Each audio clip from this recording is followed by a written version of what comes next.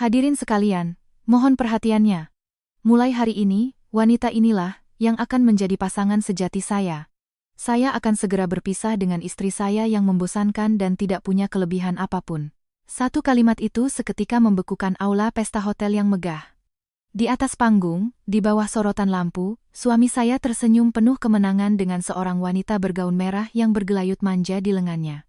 Sementara itu, saya, istrinya, hanya bisa menatap mereka dengan tatapan dingin dari kursi lipat di sudut ruangan yang remang. Namun, kedua orang yang sedang dimabuk kemenangan di atas panggung itu tidak akan pernah tahu bahwa beberapa menit lagi, hanya dengan satu panggilan telepon dari saya, semua yang mereka kira telah mereka genggam akan hancur berkeping-keping. Aula pesta megah di sebuah hotel mewah di kawasan elit Jakarta. Lampu-lampu kristal berkilauan di langit-langit, dan di atas meja-meja terhidang set lengkap hidangan fine dining yang penuh warna. Hari ini adalah pesta perayaan ulang tahun ke-10 berdirinya perusahaan teknologi informasi, TI, yang dirintis oleh suami saya, Cahyo. Tamu yang diundang tidak hanya karyawan, tetapi juga para petinggi dari perusahaan rekanan dan pejabat bank. Aula itu dipenuhi hiruk-pikuk dan suasana glamor. Namun, saya, Suryani, 48 tahun, yang seharusnya menjadi istri dari direktur utama perusahaan, justru didudukan sendirian di kursi lipat di sudut paling belakang, dekat pintu keluar. Bukankah yang duduk di sana itu istri Pak Direktur? Wah, benar juga. Penampilannya sederhana sekali, ya. Sama sekali tidak cocok dengan pesta malam ini. Yang di sebelah Pak Direktur itu bukannya sekretarisnya, Marisa? Jadi benar gosip itu, ya. Mereka memang punya hubungan gelap. Bisik-bisik para karyawan sampai ke telinga saya, mau tidak mau. Wajar saja. Malam ini, saya mengenakan setelan jas usang yang saya beli beberapa tahun lalu. Rambut saya hanya diikat satu ke belakang dengan sederhana. Di antara para wanita yang berdandan dengan gaun mewah dan kebaya glamor, saya terlihat seperti petugas kebersihan atau staf belakang panggung. Namun, ada alasan mengapa saya berpakaian seperti ini. Beberapa jam sebelum pesta, ketika saya hendak bersiap-siap di rumah, Cahyo dengan dingin berkata, "Hei, Suryani.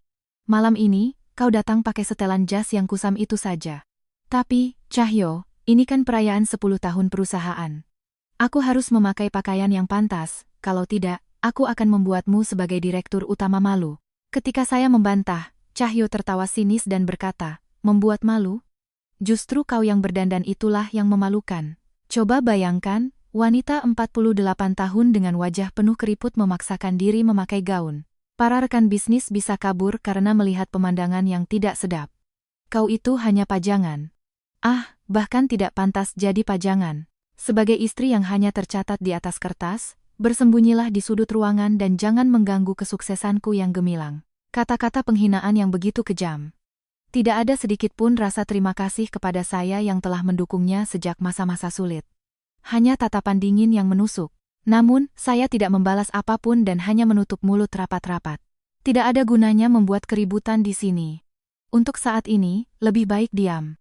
Dengan tekad itu, saya datang ke pesta dengan pakaian sederhana seperti yang diperintahkannya. Akan tetapi, setibanya di lokasi, penghinaan yang lebih besar telah menanti saya. Marisa, sekretaris pribadi Cahyo, berjalan angkuh ke hadapan saya. Dia masih berusia akhir 20-an, mengenakan gaun malam merah menyala dengan belahan dada yang sangat rendah. Aroma parfum mewah yang menyengat menusuk hidung. "Loh, Ibu Suryani, ternyata benar-benar datang ya. Apa Ibu tidak dengar dari Pak Cahyo?" Di samping tokoh utama malam ini, wanita muda dan cantik seperti sayalah yang lebih pantas. Marisa menatap setelan murahan saya dari atas ke bawah, lalu tertawa mengejek. "Wanita tua seperti Anda lebih cocok mencuci piring di belakang. Lihat ini," katanya sambil memamerkan kalung dari merek ternama. "Ini hadiah dari Pak Cahyo. Sesuatu yang tidak akan pernah bisa Anda miliki seumur hidup, kan?" Menanggapi kata-katanya yang tajam, saya hanya menatapnya tanpa ekspresi. Bukan karena saya tidak bisa menemukan kata-kata untuk membalas. Saya hanya terlalu terkejut dengan betapa rendahnya level mereka, hingga saya kehilangan kata-kata. Dan sekarang, Cahyo berdiri di tengah panggung dengan mikrofon di tangan, sangat puas dengan dirinya. Di sampingnya, Marisa dengan gaun merahnya berdiri tegak seolah-olah dialah istri direktur, lengannya melingkar erat di lengan Cahyo. Hadirin sekalian, terima kasih telah berkumpul di pesta perayaan 10 tahun perusahaan kami malam ini. Suara Cahyo yang penuh percaya diri menggema ke seluruh ruangan melalui pengeras suara. Keberhasilan saya membesarkan perusahaan ini adalah berkat pasangan luar biasa yang selalu mendukung saya dengan tulus. Tepuk tangan meriah terdengar dari para tamu. Mungkin mereka semua mengira Cahyo akan mengucapkan terima kasih kepada istrinya yang telah menemaninya selama bertahun-tahun. Namun, yang keluar dari mulut Cahyo adalah kata-kata yang sulit dipercaya. Hadirin sekalian, mohon perhatiannya. Mulai hari ini, Marisa inilah yang akan menjadi pasangan sejati saya. Saya akan segera berpisah dengan istri saya yang membosankan dan tidak punya kelebihan apapun. Aula menjadi sunyi. Wajah para karyawan membeku. Para petinggi dari perusahaan rekanan menatap kedua orang di atas panggung seolah tidak percaya dengan apa yang mereka lihat. Namun, Cahyo sama sekali tidak menyadarinya. Dia tidak tahu betapa fatal kesalahan yang baru saja ia perbuat. Perlahan, saya bangkit dari kursi lipat dengan senyum dingin yang sinis. Dari dalam tas usang saya mengeluarkan ponsel dan mengetuk nama kontak bertuliskan, Ibu. Terdengar nada sambung. Baiklah, Cahyo. Masa depan gemilang yang kau impikan akan berakhir dalam beberapa detik lagi. Di seberang sana, terdengar bunyi klik tanda panggilan tersambung. Halo, Ibu. Di sudut aula yang penuh dengan suasana aneh, perpaduan antara keriuhan dan kesunyian, saya berbisik ke ponsel saya. Dari seberang telepon, terdengar suara ibu saya yang sedikit terkejut, namun tetap tenang. Suryani, ada apa? Kenapa menelepon saat ini? Bukankah sekarang sedang ada pesta 10 tahun perusahaan Cahyo? Iya, Bu. Tapi sepertinya rencananya sedikit dipercepat. Soal itu, apa bisa diurus sekarang juga? Mendengar kata-kata saya, ibu di seberang sana terdiam sejenak. Lalu, dengan suara yang tenang namun syarat dengan kemarahan yang pasti, ia menjawab, begitu. Anak itu sudah melewati batas, ya. Baiklah. Semua sudah siap, ibu akan segera mengaturnya. Kamu, saksikanlah semuanya dengan baik di sana. Terima kasih, Bu. Sampai nanti. Saya menutup telepon dengan tenang, meletakkan layarnya menghadap ke bawah, dan memasukkannya kembali ke dalam tas usang saya. Perlahan, saya mengangkat wajah dan mengembalikan pandangan ke panggung yang disorot lampu. Di atas panggung, suami saya, Cahyo, masih memegang mikrofon, melanjutkan pidatonya dengan ekspresi sombong. Hadirin mungkin terkejut, tetapi seorang pria yang memimpin perusahaan besar membutuhkan wanita glamor yang sepadan di sisinya. Marisa yang ada di sebelah saya ini masih muda, pandai berbahasa asing, dan yang terpenting, dia memberiku inspirasi bisnis. Wanita kuno yang tidak berguna itu sudah tidak pantas lagi berada di sampingku. Cahyo memeluk pinggang Marisa, dan Marisa, dengan ekspresi terbuai, mendekatkan wajahnya ke mikrofon. Orang yang selama ini mendukung Pak Direktur Cahyo di belakang layar adalah saya, Marisa. Mulai sekarang, baik urusan pribadi maupun pekerjaan, sayalah yang akan mendukung Pak Direktur dan memajukan perusahaan ini lebih besar lagi. Mendengar ucapan mereka berdua, suasana aula menjadi sunyi senyap. Wajar saja. Mereka dengan beraninya mendeklarasikan perselingkuhan di depan istri sah, yang juga berada di dalam ruangan. Siapapun dengan akal sehat pasti akan terdiam kaku. Sebuah sandiwara yang menggelikan, batinku sambil tersenyum dingin. 20 tahun yang lalu, ketika saya dan Cahyo menikah, dia hanyalah seorang pengangguran yang hanya bisa bermimpi tanpa pekerjaan tetap. Suatu hari nanti, aku pasti akan mendirikan perusahaan TI dan menjadi kaya raya. Aku punya bakat. Mempercayai mimpinya, yang ia ceritakan setiap malam, saya bekerja banting tulang dari pagi hingga malam. Siang hari saya menjadi kasir di supermarket, dan malamnya saya bekerja sebagai petugas kebersihan di sebuah gedung perkantoran. Bahkan di hari-hari yang dingin, saya menahan diri untuk tidak menyalakan pemanas dan hanya berbalut selimut. Untuk makan malam, kami sering berbagi satu kroket seharga Rp5.000. Dengan cara itu, saya berhasil mengumpulkan uang sebesar 300 juta rupiah, seperti menyalakan api dengan sebatang lidi. Seluruh uang itu saya serahkan kepadanya sebagai modal untuk mendirikan perusahaan. Awalnya, perusahaan itu dimulai dari sebuah kamar di apartemen kami. Saya menangani segalanya mulai dari pembukuan, administrasi, hingga panggilan telepon ini yang tidak biasa saya lakukan, semuanya tanpa digaji. Tak terhitung malam-malam di mana saya membuatkan nasi kepal untuk Cahyo yang kelelahan dan tertidur di lantai, setelah bekerja di depan komputer semalaman, lalu dengan lembut menyelimutinya. Namun, ketika perusahaan mulai stabil dan menghasilkan keuntungan miliaran rupiah, Cahyo berubah total. Dia mulai mengenakan setelan jas mahal, mengendarai mobil perusahaan seharga ratusan juta, dan setiap malam pergi ke gemerlap kehidupan malam. Dan dia mulai menjauhkan diri dari saya, menyebut saya sebagai sumber kemiskinan yang merusak citra perusahaan. Puncaknya adalah 3 tahun lalu, ketika Cahyo mempekerjakan Marisa sebagai sekretaris pribadinya. Awalnya dia bersikeras bahwa mereka hanyalah rekan kerja biasa, tetapi hubungan mereka jelas bagi siapa saja. Kemeja Cahyo selalu berbau parfum manis. Dan mereka bahkan berlibur bersama ke Hawaii dan Singapura dengan dalih perjalanan dinas. Setiap kali saya mencoba memberikan pendapat, Cahyo akan marah besar. Kau pikir kau makan dari uang siapa? Wanita tidak berpendidikan sepertimu cukup diam saja di rumah. Jangan berani-beraninya menentangku, dasar benalu. Benalu. Tatapan merendahkan saat dia memanggilku seperti itu. Aku tidak akan pernah melupakannya seumur hidupku. Hei, Suryani. Tiba-tiba, teriakan Cahyo melalui mikrofon menggema di seluruh aula. Para karyawan terkejut dan menoleh serempak. Semua mata tertuju pada saya di sudut ruangan. Sampai kapan kau mau berdiri di situ? Jangan merusak panggung kejayaanku dengan penampilan lusuhmu itu. Peranmu sudah berakhir. Cepat kemasi barang-barangmu dan enyah dari sini. Seolah mengamini kata-kata Cahyo, Marisa juga tertawa mengejek melalui mikrofon. Betul sekali, Ibu Suryani. Demi kebaikan Anda sendiri, lebih baik Anda pulang sebelum mempermalukan diri lebih jauh. Oh, kalau perlu ongkos kereta pulang, saya bisa memberikannya. Ratusan pasang mata di aula menusuk saya, entah dengan tatapan kasihan atau penasaran. Namun, saya tidak membalas apapun. Rasa marah dan sedih sudah tidak ada lagi. Hanya dengan hati yang dingin sedingin es, saya menatap kembali kedua orang bodoh di atas panggung. Melihat saya tetap diam, Cahyo tertawa sinis, mengira saya adalah wanita menyedihkan yang bahkan tidak bisa membantah. Namun, Cahyo sama sekali tidak menyadari. Di kursi VIP barisan depan, seorang pria parubaya, sponsor terbesar perusahaan kami, dan juga direktur utama bank utama kami, Bapak Prakoso, wajahnya tiba-tiba pucat pasi.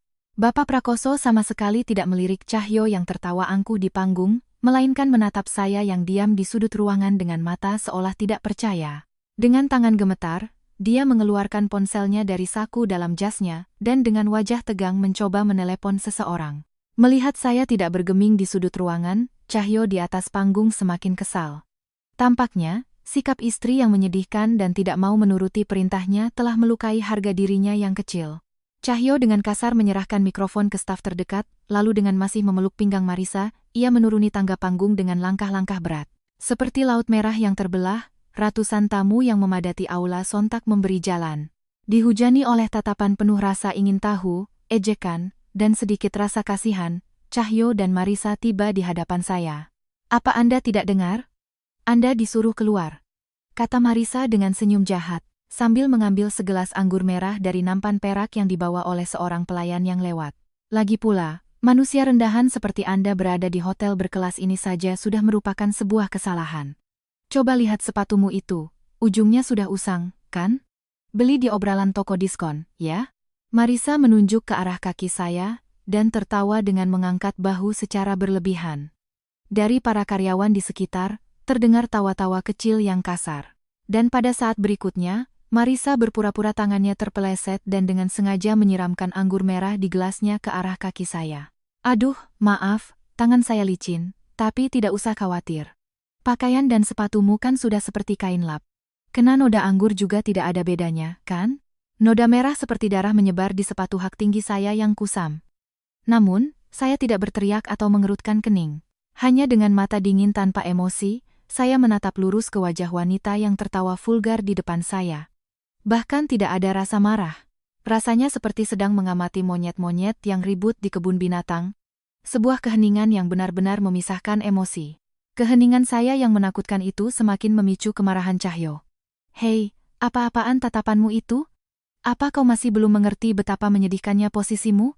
Cahyo berdiri di depan saya, wajahnya memerah karena marah, dan mulai berteriak-teriak. Hei, Suryani, kau kan cuma lulusan SMP.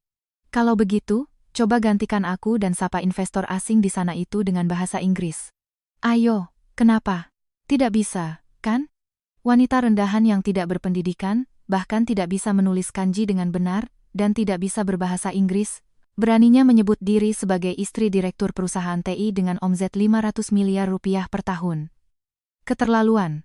Hinaan Cahyo menggema di seluruh aula. Benar, benar. Kata Pak Direktur benar. Wanita suram dan membosankan seperti itu tidak pantas ada di perusahaan kita. Sorak-sorai dari karyawan penjilat semakin membuat Cahyo besar kepala. Namun, saya tidak mengucapkan sepatah kata pun. Jika saya membuka mulut, saya hanya akan terlibat dalam pertengkaran rendahan yang sama dengan mereka. Saya hanya menarik napas dalam-dalam dan tetap diam membisu. Semakin saya diam, semakin konyol dan menyedihkan penampilan Cahyo yang berteriak-teriak. Dasar wanita bodoh yang bahkan tidak bisa membantah. Hei, petugas keamanan. Cepat seret keluar wanita lusuh ini. Melihatnya saja sudah membuatku muak. Cahyo dengan kesal mengangkat tangan kanannya, dan beberapa petugas keamanan hotel berbadan tegap mendekat untuk mengepung saya. Mohon maaf, Nyonya. Kami mohon Anda untuk keluar. Salah satu petugas keamanan mengulurkan tangan untuk memegang lengan saya. Semua orang di aula mengira ini adalah akhir dari pertunjukan. Beberapa bahkan mencondongkan tubuh ke depan, ingin melihat akhir dari drama kejam ini. Tunggu. Jangan sentuh dia. Pada saat itu, sebuah suara keras yang memecah keheningan aula, terdengar sangat tegang dan cemas, menggema. Sumber suara itu adalah Direktur Utama Bank Mitra kami, Bank Sentral Mandiri, Bapak Prakoso, yang duduk di kursi VIP barisan depan. Wajahnya pucat seperti kertas, keringat dingin mengalir deras dari dahinya, dan dengan langkah terhuyung-huyung, ia berlari ke arah kami. Para tamu undangan lainnya terkejut dengan campur tangan tiba-tiba dari seorang petinggi. Cahyo, meskipun terkejut, segera memasang senyum menjilat yang dibuat-buat. Oh, Bapak Prakoso. Mohon maaf sekali telah memperlihatkan pemandangan yang tidak menyenangkan. Pengganggu gila ini akan segera kami usir, jadi silakan kembali ke tempat duduk Anda. Dasar bodoh. Bentakan Bapak Prakoso dengan kasar memotong kata-kata Cahyo. Direktur yang biasanya ramah dan sopan itu kini menunjukkan ekspresi murka yang belum pernah terlihat sebelumnya. Saking kerasnya bentakan itu, Cahyo terlonjak kaget, dan Marisa menjerit kecil lalu bersembunyi di belakang Cahyo. Pak Direktur, ada apa? Apa ada sesuatu dari saya yang menyinggung Bapak? Cahyo, yang sama sekali tidak mengerti situasi, hanya bisa menatap sekeliling dengan bingung. Bapak Prakoso mendorong Cahyo dengan kasar ke samping, lalu dengan jari gemetar menunjuk ke arah saya yang tetap diam. Apa kau benar-benar tidak tahu kepada siapa kau baru saja menghina dan siapa yang akan kau usir? Mendengar kata-kata Bapak Prakoso, Cahyo dan Marisa membuka mulut dengan bingung, menatap bergantian antara saya dan Bapak Prakoso. Keheningan menyelimuti seluruh aula seolah waktu berhenti. Pada saat itu, ponsel usang di tangan saya bergetar pelan, seolah-olah pengatur waktu kehancuran telah mencapai angka 0. Bezit.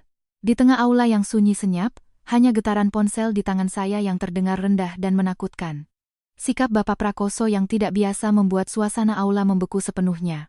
Para direktur dari perusahaan rekanan dan pejabat bank lainnya menahan napas, menatap kami dengan saksama. Namun, Cahyo, yang akal sehatnya telah tumpul oleh kesombongan dan alkohol, menafsirkan kata-kata Bapak Prakoso dengan cara yang sama sekali berbeda. Ah, Bapak Prakoso. Saya mengerti. Jadi begitu maksudnya. Kemarahan Bapak sangat wajar. Cahyo menepuk tangannya seolah-olah dialah yang benar, lalu dengan angkuh menatap saya. Bapak Prakoso, mohon maaf. Tentu saja Bapak merasa tidak senang karena ada sampah yang tidak pantas berada di pesta peringatan yang begitu terhormat ini. Suryani, kau membuat Bapak Prakoso merasa tidak nyaman, seberapa banyak lagi kau akan merepotkan orang di sekitarmu? Cahyo benar-benar salah paham.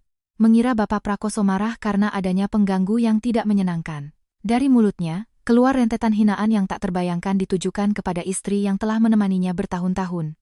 Pak Direktur, wanita ini memang istri saya, tapi isinya hanyalah seorang pengangguran yang tidak berguna. Dia tidak bisa melakukan pekerjaan rumah tangga dengan benar, dan setiap hari hanya hidup sebagai benalu yang bergantung pada uang hasil kerja kerasku. Belakangan ini, keriput di wajahnya semakin banyak dan bentuk tubuhnya pun sudah tidak karuan, penampilannya sudah seperti sampah organik. Karena aku ingin menceraikannya, dia seperti penguntit mengejarku sampai ke sini untuk meminta uang pesangon yang tidak seberapa. Seolah setuju dengan kata-kata Cahyo, Marisa menunjuk noda anggur di kaki saya dan tertawa dengan suara melengking. Benar Pak Direktur. Wanita tua ini tidak tahu diri. Lihat saja setelan murahannya ini.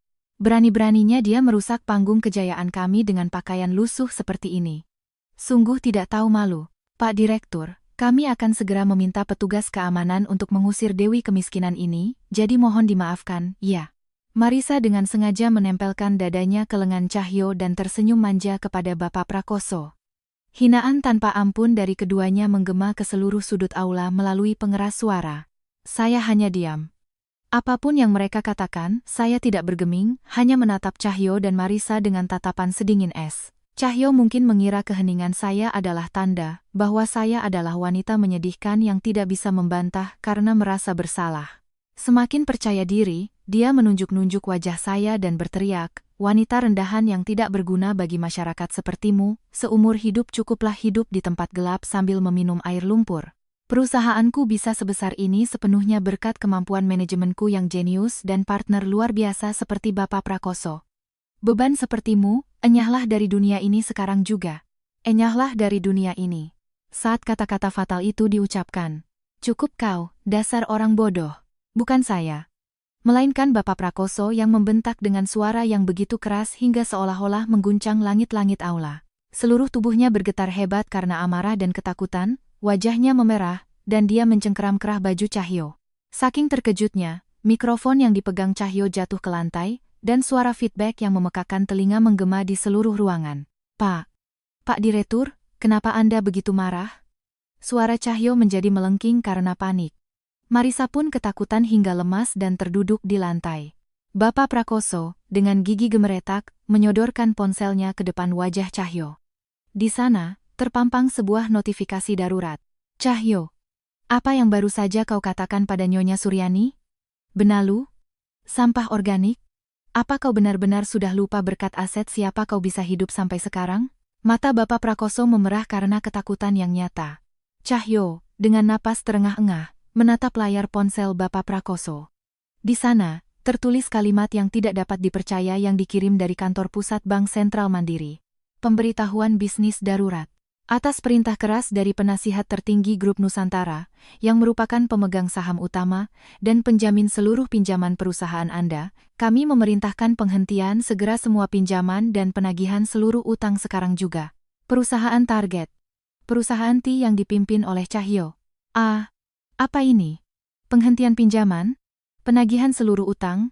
Kalau itu terjadi, perusahaan saya akan bangkrut bulan ini. Darah seolah surut dari wajah Cahyo dalam sekejap. Namun, keputusasaannya baru saja dimulai. Bapak Prakoso mendorong tubuh Cahyo yang dicengkeramnya seolah-olah mengibaskan kotoran. Lalu, dia mengucapkan kata-kata yang mengejutkan dan sulit dipercaya oleh semua orang di aula. "Tentu saja. Kami tidak akan meminjamkan 1 sen pun lagi kepada tikus got tidak tahu berterima kasih sepertimu. Penasihat tertinggi Grup Nusantara, orang hebat yang bahkan memegang nasib bank kami. Apa kau benar-benar tidak tahu siapa ibunya?" Tatapan Bapak Prakoso beralih dari Cahyo, perlahan dan dengan penuh rasa takut, ke arah saya. Cahyo, dengan gerakan kaku seperti robot yang engselnya berkarat, perlahan menatap wajah saya. Matanya terbelalak karena ketakutan dan kebingungan. "Tidak. Penasihat tertinggi Grup Nusantara. Ibu dari siapa?" Suara parau keluar dari mulut Cahyo. Pada saat itu, ponsel di tangan saya yang terus bergetar, berhenti. Di layar, terpampang pesan singkat dari ibu saya. "Semua prosedur telah selesai. Persiapkan dirimu, Suryani." Akhirnya, saya perlahan membuka mulut. Penasihat tertinggi Grup Nusantara adalah ibu dari Suryani? Cahyo bergumam dengan linglung, lalu setelah beberapa detik keheningan yang menakutkan, tiba-tiba ia tertawa terbahak-bahak. "Hahaha. Bapak Prakoso, lelucon Anda keterlaluan. Grup Nusantara itu kan konglomerat raksasa yang mewakili Indonesia. Masa pimpinannya adalah ibu dari wanita rendahan ini? Bahkan di sinetron kelas 3 pun tidak mungkin terjadi." Cahyo menyeka air mata tawanya dengan jarinya, lalu menunjuk saya yang berdiri di depan genangan anggur di lantai, dan tertawa terbahak-bahak. "Pak Direktur mungkin tidak tahu, tapi keluarga wanita ini tinggal di kampung, di sebuah apartemen bobrok yang hampir rubuh. Ayahnya sudah lama meninggal, dan ibunya hidup dari uang pensiun yang sedikit. Hanya seorang nenek tua pikun. Mana mungkin orang miskin dari kalangan bawah seperti itu punya hubungan dengan Grup Nusantara?" Sikap Cahyo yang begitu percaya diri dan pemikiran logis bahwa seorang istri miskin dan sederhana tidak mungkin seorang putri konglomerat, menggoyahkan hati Bapak Prakoso. Dengan keringat dingin yang mengalir deras, Bapak Prakoso kembali menatap ponselnya dengan tangan gemetar. Tapi pemberitahuan ini benar-benar dari sistem bank kami. Itu diretas." Cahyo menegaskan dengan penuh keyakinan, lalu menatap saya dengan marah. Wanita licik ini, karena saya minta cerai, menyewa peretas murahan untuk mengirim pemberitahuan palsu ke sistem bank. Tujuannya untuk merusak pesta 10 tahun saya yang gemilang. Bodohnya dia sampai melakukan tindakan kriminal seperti ini, betapa licik dan mengerikannya wanita ini. Mendengar kata-kata Cahyo, Marisa di sebelahnya berpura-pura terkejut. Astaga, menakutkan. Pak Cahyo, wanita tua ini bukan hanya penguntit, tapi juga teroris siber, ya? Cepat panggil polisi. Menghirup udara yang sama dengan penjahat seperti ini saja, sudah membuat saya mual. Hei, petugas keamanan, apa yang kalian lakukan? Cepat tangkap teroris ini. Mendengar bentakan Cahyo, 3 orang petugas keamanan berbadan tegap yang tertegun sejenak, serentak menerjang ke arah saya. Kedua lengan saya dengan kasar dipelintir ke belakang, dan saya dipaksa berlutut di lantai marmer yang dingin. Sendi bahu saya berderak keras, dan rasa sakit yang tumpul menjalari. Karena guncangan itu, ponsel usang saya terlepas dari tangan. Marisa dengan cepat memungutnya. Cih, layarnya retak-retak begini. Wanita rendahan bahkan ponselnya pun seperti sampah, ya. Dengan ini kau meminta tolong pada ibumu yang pura-pura kaya itu? Hah, lucu sekali. Marisa melemparkan ponsel saya ke lantai dan tanpa ampun menginjaknya dengan sepatu hak tingginya yang runcing. Terdengar suara retakan yang tidak menyenangkan dan layarnya hancur berkeping-keping. Sarana komunikasi saya dengan dunia luar telah diputus. Secara fisik, saya benar-benar terisolasi dan sendirian. Suryani, kau sudah berakhir. Aku akan menuntutmu miliaran rupiah ganti rugi atas gangguan bisnis dan perusakan nama baik. Seumur hidupmu, kau akan membusuk di penjara sambil meminum air lumpur dan meratapi kebodohanmu. Cahyo mencondongkan tubuhnya ke wajah saya yang ditekan ke lantai, dan dengan wajah yang menyeringai jelek, ia berkata seolah-olah meludah. Para tamu lainnya juga sepenuhnya percaya pada kata-kata Cahyo dan serempak menunjukkan taring mereka ke arah saya. Wanita yang mengerikan. Kasihan Pak Direktur, diganggu oleh wanita gila seperti itu. Hei, cepat seret dia keluar. Hujan-hujatan yang menganggap saya sebagai penjahat datang dari segala penjuru. Beberapa karyawan bahkan melemparkan es batu dari meja dan handuk basah yang digulung ke arah saya. Es batu dingin mengenai saya dan menggelinding di lantai. Di bawah lampu kristal yang gemerlap, dikelilingi oleh ratusan musuh, saya terbaring di lantai. Sebuah situasi yang benar-benar terjepit. Dari sudut pandang siapapun, saya adalah sosok menyedihkan yang benar-benar terpojok. Namun, saya tidak melakukan perlawanan sama sekali. Tidak ada alibi, tidak ada permintaan ampun, bahkan tidak ada air mata. Saya hanya tetap diam membisu. Meskipun ditekan ke lantai, mata saya tidak menunjukkan rasa takut sedikit pun, melainkan menatap lurus ke arah Cahyo yang tersenyum gila. Tertawalah selagi bisa, Cahyo. Yang baru saja kau injak-injak itu bukan hanya sebuah ponsel. Itu adalah tali nyawamu sendiri. Sambil menahan rasa sakit, saya perlahan menutup mata. Para petugas keamanan menarik saya berdiri dan akhirnya hendak menyeret saya ke pintu darurat. Tepat pada saat itulah, brak. Pintu ganda aula pesta yang berat ditendang terbuka dari luar dengan kekuatan yang luar biasa hingga engselnya nyaris copot. Apa-apaan itu? Siapa? Di tengah jeritan dan teriakan, semua mata di aula serempak tertuju ke pintu masuk. Yang berdiri di sana bukanlah polisi yang datang karena laporan, bukan pula manajer hotel. Melainkan, seorang tokoh tak terduga yang muncul diiringi lebih dari 10 orang SP, pengawal pribadi, berjas hitam kekar. Saat melihat sosok itu, wajah Cahyo dan Marisa yang tadinya penuh kemenangan, seketika pucat pasi. Di balik pintu yang kokoh itu berdiri seorang pria parubaya yang dikawal oleh lebih dari 10 pengawal pribadi berjas hitam. Mengenakan setelan jas 3 potong berwarna hitam legam yang kualitasnya terlihat jelas, tangannya memegang tongkat kelas atas. Rambutnya yang mulai memutih disisir ke belakang, dan tatapan matanya setajam elang yang mengincar mangsa, dingin dan kejam. Aura dominasi dan keagungan yang luar biasa yang terpancar dari sosoknya seketika membuat suhu di aula seolah turun drastis. Saat melihat wajah itu, seluruh tubuh Cahyo menegang seolah disambar petir, dan suaranya bergetar. Baskara. Baskara Adiwijaya. Presdir. Mendengar nama itu, dari berbagai sudut aula terdengar desahan napas tertahan yang singkat, seperti jeritan kecil. Baskara Adiwijaya. Presiden Direktur Grup Nusantara, konglomerat raksasa yang menduduki puncak ekonomi Indonesia. Bagi seorang direktur perusahaan rintisan seperti Cahyo, dia adalah sosok yang berada di atas awan, bahkan lebih tinggi lagi. Cahyo berkali-kali mencoba bermimpi untuk menjalin bisnis dengan Grup Nusantara. mengajukan pertemuan ratusan kali, namun selalu ditolak mentah-mentah di depan pintu. Dalam sekejap, ekspresi Cahyo berubah dari ketakutan menjadi harapan. Benar. Presdir Baskara sengaja datang ke sini. Pasti dia mendengar desas-desus tentang kejeniusan manajerial saya dan datang sebagai kejutan ke pesta ulang tahun ke-10 ini. Dengan salah paham yang luar biasa, Cahyo sama sekali tidak memedulikan saya yang masih ditekan ke lantai, melainkan berlari menghampiri Presdir Baskara dengan senyum menjilat yang memenuhi wajahnya. Presdir Baskara, senang bertemu dengan Anda. Saya Cahyo, Direktur Utama perusahaan ini. Wah, saya tidak menyangka Presdir Baskara sendiri yang akan datang untuk memberikan ucapan selamat di pesta kami. Ini adalah sebuah kehormatan. Namun, kata-kata Cahyo tidak pernah selesai. Presdir Baskara hanya melirik sekilas ke arah Cahyo, yang mendekat dengan tatapan sedingin es, seolah-olah melihat kerikil di pinggir jalan, lalu tanpa kata menggerakkan dagunya ke arah pengawal di sampingnya. Singkirkan. Seorang pengawal bertubuh kekar mendorong dada Cahyo, membuatnya jatuh terduduk di lantai dengan cara yang memalukan. Presdir Baskara sama sekali mengabaikan Cahyo yang terjatuh, dan berjalan lurus ke arah saya. Hei, lepaskan tangan kotormu. Suara Presdir Baskara rendah dan mengancam, seolah merayap di tanah. Para petugas keamanan hotel yang menahan saya, wajah mereka pucat karena ketakutan naluriah, buru-buru melepaskan tangan mereka dari lengan saya dan mundur. Ketika saya yang telah bebas perlahan mencoba untuk bangkit, sebuah pemandangan yang tidak dapat dipercaya terbentang di depan mata saya.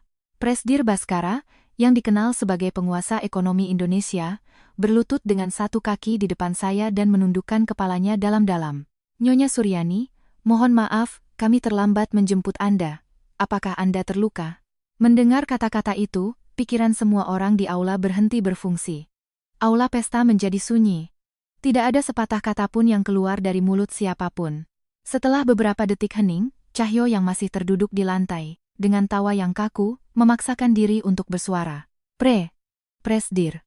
Ini pasti semacam lelucon, kan? Nyonya Suryani? Anda salah orang. Dia hanyalah orang miskin yang tidak punya apa-apa, mantan istri saya. Seolah setuju, Marisa yang masih belum mengerti situasi, berteriak dengan suara melengking. Benar, Pak Tua, apa matamu sudah rabun? Wanita itu hanya lulusan SMP yang tidak bisa baca tulis dengan benar. Kalau dekat-dekat, kemiskinan bisa menular. Loh, cepat menjauh dari wanita kotor itu. Hinaan tanpa ampun dari Marisa. Namun, saya tidak membalas, hanya berdiri dengan tenang dan menepuk-nepuk debu dari setelan jas saya yang usang. Lalu, memecah keheningan yang dalam, saya membuka mulut dengan suara yang dingin dan penuh wibawa, yang belum pernah saya perlihatkan kepada mereka sebelumnya. Kau lama sekali Baskara. Mohon maafkan saya. Membiarkan calon pewaris yang memegang nasib grup kita mengalami perlakuan biadab seperti ini, saya pantas mati.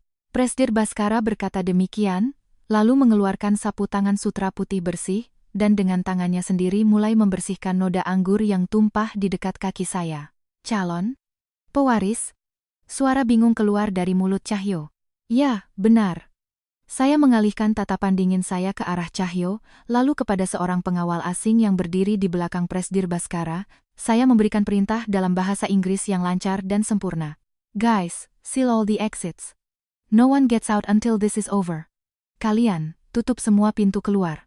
Jangan biarkan seorang pun keluar sampai ini selesai. Yes, ma'am. Siap, Nyonya. Mendengar bahasa Inggris yang begitu fasih dan indah, bahkan melebihi penutur asli, Cahyo dan Marisa terbelalak seolah disambar petir. Apa? Kau? Bukankah kau tidak bisa berbahasa Inggris? Dasar wanita bodoh lulusan SMP. Lulusan SMP? Presdir Baskara berdiri dan membentak dengan suara yang seolah datang dari dasar neraka. Beraninya kalian yang rendahan ini menyamakan diri dengan Nyonya Suryani. Nyonya Suryani adalah lulusan terbaik program MBA dari Universitas Harvard dengan predikat cum laude. Beliau adalah pewaris sah grup Nusantara. Dan ibu yang kalian sebut sebagai nenek tua pikun itu adalah penasihat tertinggi yang membangun sendiri konglomerat Nusantara dari nol. Saat kata-kata itu menggema, darah benar-benar surut dari wajah Cahyo, membuatnya pucat pasi. Marisa menjerit pendek dan terduduk lemas di tempat. Harvard, pewaris konglomerat Nusantara, bohong? Kau kan setiap hari jadi kasir di supermarket dan tinggal di apartemen bobrok. Menatap Cahyo yang kebingungan dan memegangi kepalanya, saya dengan suara sedingin es memberitahukan kebenarannya. Keluarga Nusantara punya satu aturan mutlak yang diwariskan turun-temurun. Yaitu, sang pewaris harus menyembunyikan identitasnya selama 20 tahun, dari usia 20, dan hidup sebagai rakyat biasa. Tujuannya adalah untuk menemukan pasangan yang benar-benar mencintai dirinya apa adanya, bukan karena status atau kekayaan keluarga. Saya menatap lurus ke wajah suami yang pernah saya cintai, namun kini telah berubah menjadi jelek dan menyimpang. Aku kira aku telah menemukan cinta sejati. Aku percaya bahwa bersamamu, meskipun miskin, kita bisa saling membantu dan membangun masa depan yang indah. Aku sengaja memilih pekerjaan keras sebagai kasir dan petugas kebersihan untuk mendukungmu. Dan ibuku, dia sengaja berpura-pura menjadi wanita tua miskin yang tinggal di apartemen bobrok untuk menguji karakter aslimu. Erangan putus asa keluar dari mulut Cahyo. Istri yang selama ini ia pandang rendah sebagai benalu dan baru saja hendak ia campakkan, ternyata adalah penguasa mutlak yang memegang tali nyawanya. Cahyo, dengan tubuh gemetar, merangkak untuk memeluk kaki saya. Suryani. Tidak. Aku hanya mengujimu. Jangan sentuh aku. Saat saya berkata dengan dingin, para pengawal dengan sigap menangkap Cahyo dan menekan wajahnya ke lantai. Cahyo, saat kau menyebut ibuku nenek tua pikun dan mengusirku dengan sebutan benalu, semua itu disiarkan langsung kepada ibuku, sang penasihat tertinggi, melalui kamera tersembunyi yang terpasang di dada saya ini. Saya menunjuk ke sebuah bros kecil berbentuk kamera yang terpasang di dada saya. Nah, Cahyo, uang modal 300 juta rupiah yang kuberikan padamu. Mau kuberitahu uang macam apa itu sebenarnya? Mendengar kata-kata itu, mata Cahyo terbelalak, dan ia seolah lupa bernapas karena terkejut. 300 juta rupiah. Apa maksudmu dengan uang receh itu? Meskipun ditekan ke lantai oleh pengawal-pengawal bertubuh kekar dan wajahnya meringis kesakitan, Cahyo berusaha keras untuk tetap tegar. Di wajahnya masih tersirat perhitungan dangkal bahwa masalah ini bisa diselesaikan dengan uang. Suryani, aku salah. Uang 300 juta itu akan kukembalikan sekarang juga, beserta bunganya. 600 juta? Tidak. Akan kubayar 30 miliar. Omzet perusahaanku 500 miliar setahun. 30 miliar itu hanya uang receh. Jadi, cepat katakan pada Bapak Prakoso dan ibumu untuk membatalkan penghentian pinjaman itu. Dengan posisi merangkak, ia menatapku dengan mata memohon, menawarkan kesepakatan yang terdengar seperti permohonan nyawa. Ratusan tamu yang mengelilingi kami menatap dengan pandangan jijik pada pria yang beberapa saat lalu sombong sebagai pengusaha jenius, kini merendahkan diri dengan begitu memalukan. Aku tidak bergeming dari tempatku, hanya menatapnya dengan mata dingin, tanpa emosi dan tetap diam. Mengira keheninganku adalah tanda bahwa aku sedang mempertimbangkan tawarannya, Cahyo semakin panik dan melanjutkan kata-katanya. Baiklah, 50 miliar. Aku akan bayar 50 miliar sebagai uang damai. Dengan uang sebanyak itu, wanita tidak berpendidikan sepertimu bisa hidup mewah seumur hidup. Jadi kumohon, jangan renggut perusahaanku, jangan renggut karierku yang gemilang. Hei, Cahyo. Ada apa dengan sikap memalukanmu itu? Tiba-tiba, suara melengking histeris seorang wanita memecah keheningan. Sumber suara itu adalah Marisa, yang beberapa saat lalu berbangga diri sebagai calon istri direktur. Masih terduduk di lantai, ia menunjuk Cahyo dengan wajah memerah karena marah. Katamu kau adalah seorang jenius yang membangun kekayaan dari nol. Katamu istrimu hanyalah benalu. Apa semua itu bohong? Jadi kau memulai bisnis dengan uang wanita tua ini? Maksudku, Nyonya Suryani? Perubahan sikap Marisa yang drastis membuat Cahyo terkejut. Marisa, apa yang kau katakan? Diam kau, pria sok tahu tidak berguna. Marisa tanpa ampun melontarkan hinaan kepada Cahyo. Kalau aku tahu kau hanyalah pria rendahan tanpa koneksi atau uang dari keluarga Nusantara, siapa yang mau berhubungan denganmu? Setiap hari aku harus menahan bau badanmu dan mendengarkan bualanmu yang membosankan. Kalau tidak punya uang, kau itu hanya sampah. Sialan. Kembalikan masa mudaku yang berharga. Seorang wanita yang mulai menghina kekasihnya demi menyelamatkan diri, dan seorang pria yang terkejut dan kehilangan kata-kata. Sungguh sebuah sandiwara yang sangat menjijikkan. Menyelesaikan masalah dengan 50 miliar, katamu. Akhirnya aku membuka mulut dengan suara setajam bilah es. Cahyo, sebagai seorang pengusaha, apa kau tidak pernah sekalipun curiga siapa pemilik sebenarnya dari perusahaanmu? Suara bodoh keluar dari mulut Cahyo. 20 tahun yang lalu, uang 300 juta dariku saja tidak cukup untuk menyewa kantor atau membeli server. Saat itu, ketika kau kesulitan mencari dana, Tiba-tiba muncul sebuah perusahaan yang mengaku sebagai investor malaikat dan memberimu tambahan dana sebesar 3 miliar rupiah, kan? Mendengar kata-kata itu, wajah Cahyo kembali pucat pasi. Kau langsung menyambar tawaran itu dan menandatangani kontrak tanpa membacanya dengan teliti. Kau tidak tahu bahwa perusahaan investasi itu adalah perusahaan samaran dari Grup Nusantara, kan? Perusahaan samaran? Dan kau melewatkan pasal 18 dari kontrak itu. Di sana tertulis, apabila direktur utama terbukti melakukan tindakan pengkhianatan yang signifikan atau tindakan asusila yang melanggar ketertiban umum, maka 100% saham yang dimilikinya akan diserahkan tanpa syarat kepada pihak investor. Cahaya benar-benar padam dari mata Cahyo. Artinya, perusahaan yang ia kira telah ia bangun dengan susah payah, sejak saat ia mengkhianatiku dan berselingkuh dengan Marisa, seluruhnya telah menjadi milik Grup Nusantara. Tidak mungkin, tidak ada yang memberitahuku, aku tidak tahu. Orang yang tahu seharusnya ada di sisimu. Saat aku mengatakan itu, seorang pria dengan tenang melangkah maju dari kerumunan. Anda benar sekali, mantan Presdir Cahyo. Mendengar suara itu, Cahyo mengangkat wajahnya seolah ditarik. Yang berdiri di sana adalah wakil direktur yang selama ini selalu membungkuk hormat di samping Cahyo, dan dianggap sebagai yesman yang tidak kompeten, Budi. Budi, kenapa kau? Kenapa wajahmu begitu tenang? Jangan-jangan kau juga mengkhianatiku. Mengkhianati? Jangan berkata yang tidak-tidak. Budi tertawa sinis, lalu menegakkan punggungnya dan membetulkan letak kacamatanya. Sikap penurutnya yang tadi sudah tidak ada lagi, tatapan matanya tajam seperti seorang elit. Budi berjalan ke hadapanku dan membungkuk hormat. Saya sudah menunggu, Nyonya Suryani. Saya Budi, auditor khusus yang menyusup dari Grup Nusantara. Sesuai perintah Anda, analisis pembukuan rahasia pria ini telah selesai. Budi mengangkat sebuah map tebal. Fakta terbesar yang tertulis di dalamnya akan menjerumuskan Cahyo dan Marisa ke dalam neraka yang sesungguhnya. Namun, saat itu, mereka berdua belum menyadarinya.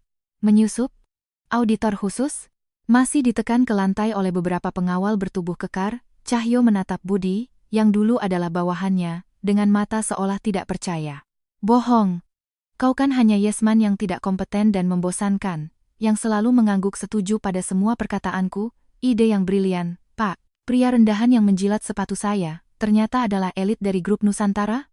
Menanggapi hinaan putus asa Cahyo, ekspresi Budi tetap dingin. Dia dengan tenang mendorong kacamatanya dengan jari tengah dan berkata dengan suara dingin, cara paling efisien untuk membuat orang bodoh lengah adalah dengan menyanjung harga dirinya yang kecil. Berkat kesombonganmu yang dangkal itu, saya bisa mendapatkan data pembukuan rahasia yang saya inginkan dengan sangat mudah. Sistem keamanan akuntansi Anda benar-benar payah.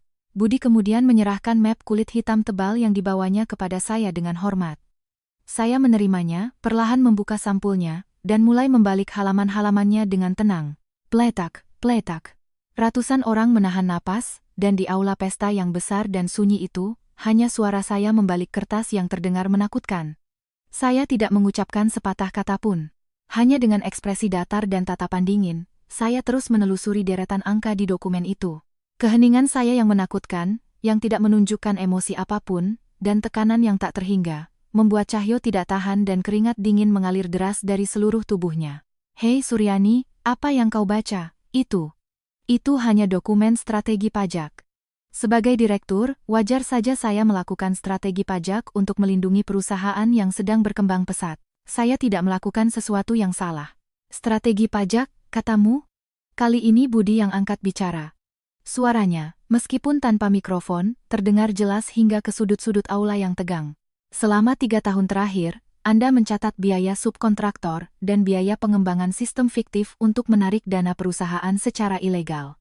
Apakah itu yang Anda sebut strategi pajak?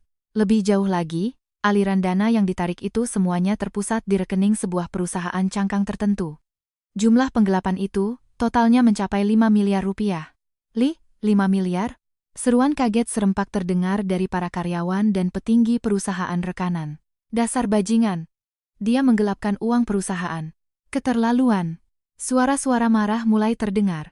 Budi kembali mendorong kacamatanya dan mengalihkan tatapan dinginnya ke arah Marisa yang gemetar di lantai. Dan perusahaan cangkang yang menjadi penampung dana itu, nama yang terdaftar sebagai direktur utamanya adalah Marisa, Anda. Tidak. Wajah Marisa pucat pasi.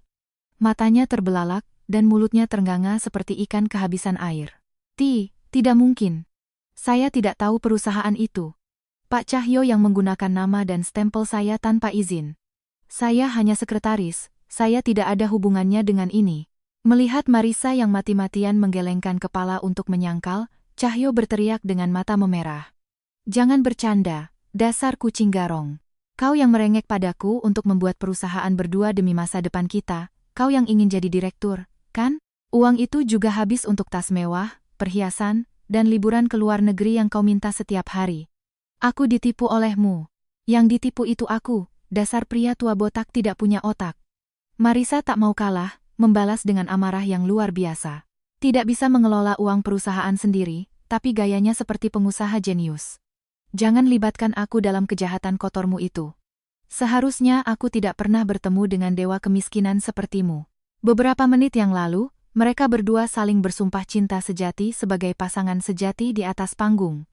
Kini, mereka saling menghina dengan keji dan saling menyalahkan untuk menghindari hukuman. Pemandangan yang begitu menjijikkan. Saya hanya menatap mereka dengan tatapan sedingin es. Bahkan tidak ada rasa marah. Rasanya seperti mengamati manusia-manusia menyedihkan yang hancur karena keserakahan dan kebodohan mereka sendiri dari tempat yang tinggi. Hentikan pertengkaran menjijikkan itu. Suara rendah Presdir Baskara yang mengancam membuat keduanya terdiam ketakutan. Budi, fakta bahwa pria ini menggelapkan dana perusahaan dan memberikannya kepada selingkuhannya sudah jelas. Tapi, ini baru permulaan, kan? Saat saya menutup map dan bertanya dengan tenang, Budi mengangguk dalam-dalam. Benar, Nyonya Suryani.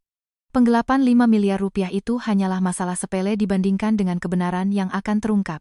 Sebenarnya, 5 miliar yang mengalir ke perusahaan cangkang itu tidak hanya digunakan untuk kemewahan Marisa. Apa maksudmu? Dari 5 miliar itu, 3 miliar diantaranya ditransfer secara ilegal ke rekening lain. Marisa, tanpa sepengetahuan Cahyo sama sekali, memberikan seluruh uang itu kepada seseorang. Apa? Mata Cahyo terbelalak kaget dan ia menatap tajam ke arah Marisa. Kau, kepada siapa kau berikan uangku? Marisa mulai gemetar hebat, menutupi wajah pucatnya dengan kedua tangan, dan mulai menangis histeris. Tidak. Budi tersenyum dingin dan mengalihkan pandangannya ke pintu masuk aula yang megah. Orang yang menjadi jawabannya sudah kami panggil. Silakan masuk. Menanggapi kata-kata Budi, seorang pria diseret masuk ke dalam aula, dipiting kuat di kedua sisi oleh beberapa pengawal. Seorang pria muda berambut pirang dengan setelan jas mencolok seperti seorang host. Namun, saat melihat wajah pria itu, wajah Cahyo berubah menjadi sangat terkejut dan ia berteriak seolah tidak percaya. Kau? Bohong. Kenapa kau bisa berhubungan dengan Marisa? Yang muncul di sana adalah sosok yang tak terduga. Tirta, kenapa kau ada di sini? Nama yang keluar dari mulut Cahyo adalah nama yang tak terduga. Pria muda berambut pirang yang dengan kasar dilemparkan ke lantai marmer oleh para pengawal itu adalah adik tiri Cahyo, Tirta, yang 10 tahun lebih muda, yang selama ini ia sayangi seperti anak sendiri dan bahkan membiayai seluruh biaya kuliahnya di luar negeri. Kakak, tolong aku. Aku sedang tidur, tiba-tiba orang-orang berjas hitam ini datang dan menyeretku ke sini. Siapa mereka ini? Bukan polisi. Tapi seenaknya saja. Dengan wajah basah oleh air mata dan ingus karena ketakutan, Tirta mencoba merangkak ke kaki Cahyo. Namun, sepatu kulit pengawal yang dingin menginjak punggungnya, tidak mengizinkannya. Cahyo, yang benar-benar bingung, menatap bergantian antara Budi dan Tirta. Budi, kenapa adikku ada di sini? Siapa sebenarnya yang diberi uang oleh Marisa? Masih belum mengerti juga. Anda benar-benar tidak tertolong.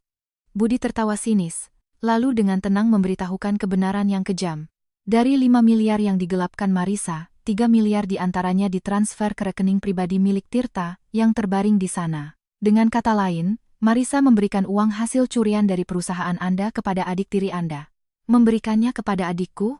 Cahyo perlahan memutar lehernya seperti mesin berkarat, menatap tajam ke arah Marisa yang gemetar menutupi wajahnya di lantai. Marisa, kau punya hubungan seperti itu dengan Tirta?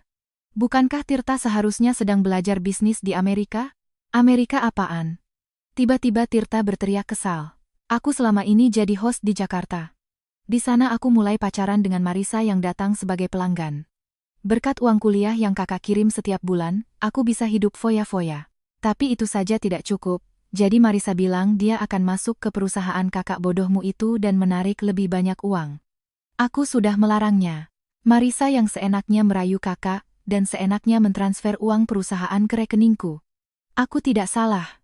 Pengkhianatan Tirta yang putus asa membuat Marisa berdiri dengan wajah memerah. Jangan bercanda, dasar pria benalu. Suara yang keluar dari mulut Marisa bukan lagi suara sekretaris cantik, melainkan bentakan rendah dan kasar. Kau yang menyuruhku untuk menarik 3 miliar dari perusahaan Cahyo karena kau ingin mendirikan klub host sendiri, kan? Setiap hari aku harus menahan mual, mendengarkan bualan om-om tua botak yang menjijikkan itu demi menyenangkan hatinya. Semua itu demi kau, tapi kau malah mengkhianatiku. Berisik. Kau juga tertawa terbahak-bahak bilang si botak kaya itu gampang sekali ditipu, kan? Wanita yang beberapa saat lalu bersumpah cinta sejati dengan Cahyo di atas panggung, dan adik tiri yang paling dipercaya dan disayangi oleh Cahyo. Keduanya kini saling menghina Cahyo sebagai si botak bodoh yang kaya raya, sambil saling menyalahkan dengan keji. Cahyo terduduk lemas di tempat itu. Aku selama ini ditipu oleh mereka? Pria yang merasa dirinya adalah pengusaha jenius yang membangun kekayaan dari nol, dan hendak mencampakkan istrinya dengan sebutan benalu. Namun, kenyataannya, ia hanyalah seorang badut paling konyol yang dimanfaatkan sebagai dompet oleh adik tiri dan selingkuhannya, dan ditertawakan di belakang punggungnya. Arege. Cahyo memegangi kepalanya dengan kedua tangan dan menjerit seperti binatang buas. Keputusasaan, kemarahan, penghinaan, semua emosi bercampur aduk dan harga dirinya yang kecil hancur berkeping-keping. Aku hanya menatap pertengkaran menjijikan yang seperti neraka itu dengan diam dan dingin. Menyadari keheninganku yang menakutkan, Cahyo menatapku dengan mata memerah. Suryani, apa kau tahu? Apa kau tahu mereka menipuku? Kau tahu selama ini dan hanya diam saja? Teriakan putus asa Cahyo menggema di aula. Namun, aku tidak menjawab apapun, hanya menatapnya dengan tatapan sedingin es. Keheninganku itu semakin memicu ketakutan dan kecemasan Cahyo. Hentikan. Sudah cukup, kan? Perusahaanku diambil oleh kalian, grup Nusantara. Aku dikhianati oleh selingkuhan dan adikku. Aku sudah kehilangan segalanya. Apalagi yang ingin kau renggut dariku? Melihat Cahyo yang berteriak histeris, Budi yang berdiri di sampingku tersenyum dingin dan sinis, lalu angkat bicara. Apa yang Anda salah pahami, mantan Presdir Cahyo? Semuanya belum berakhir. Uang 3 miliar yang dicuri oleh Marisa dan Tirta, yang katanya digunakan Tirta sebagai modal untuk mandiri. Tapi, Anda belum tahu di mana mereka menginvestasikan uang sebesar itu, kan? Budi mengeluarkan selembar dokumen terakhir dari map kulit hitam yang dipegangnya. Sebenarnya, pihak yang diinvestasikan Tirta untuk mendirikan Clubhouse bukanlah perusahaan properti biasa, melainkan perusahaan cangkang dari sebuah organisasi kriminal yang kejam, yang saat ini sedang menjadi target utama Satuan Kejahatan Terorganisir Kepolisian. Saat kata-kata itu diucapkan, wajah Cahyo, Marisa, dan Tirta seketika membeku menjadi putih pucat seperti mayat. Perusahaan cangkang dari organisasi kriminal? Suara parau keluar dari mulut Cahyo, seolah-olah jiwanya telah pergi. Beratnya makna dari kata-kata itu membuat suasana di aula membeku hingga di bawah 0 derajat. Jika dana perusahaan mengalir ke sumber dana organisasi kriminal, yaitu preman, maka ini bukan lagi sekadar kasus penggelapan biasa.